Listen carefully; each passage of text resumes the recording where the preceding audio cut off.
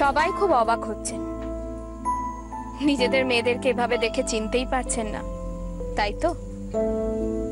এরা সবাই সেই মেয়েরা যারা রোজ আপনাদের ঘরে আপনাদের কাজে হাত লাগায়, খেতে কাজ করতে চায়, যাদেরকে কোলে পিঠে করে আপনারাই মানুষ করেছেন। এরা তারা। আজ আমরা যার জন্মদিন পালন করার জন্য এখানে সবাই জড়ো হয়েছি, আমাদের রবি ঠাকুর।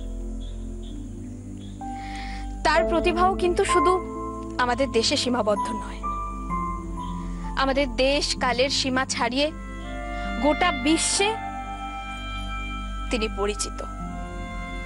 তিনি আমাদের সবার গর্ব। তাই আমরা যদি কবির ভাষায় বলি তাহলে বলবো, আপন হতে বাহির হয়ে জগৎটাকে দেখতে হবে। আজ সারা সন্ধে আমরা রবি ঠাকুরের গান, কবিতা এসবের মাধ্যমে ওনাকে স্মরণ করব। আর প্রথমেই আমরা একটি গান দিয়ে অনুষ্ঠান সূচনা করতে চাই।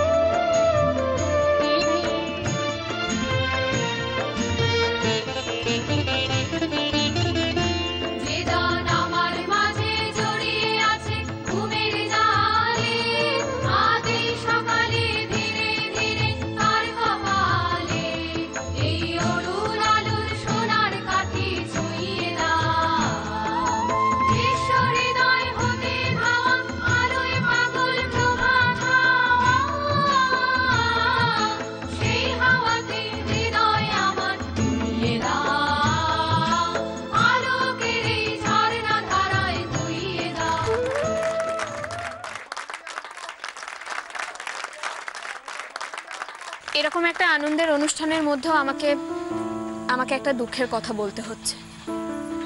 কিছুদিন আগে আমাদেরই পাশের একটা ছোট্ট দেশ নেপাল, সেখানে ভয়াবহ ভূমিকম্প ঘটেছে। আর এই ভূমিকম্পে আপনাদের মতো অনেক মানুষ, এদের মতো অনেক বাচ্চা তাদের প্রিয়জনদের, তাদের বাড়ি ঘর, তাদের মা বাবা সবাইকে হারিয়েছে।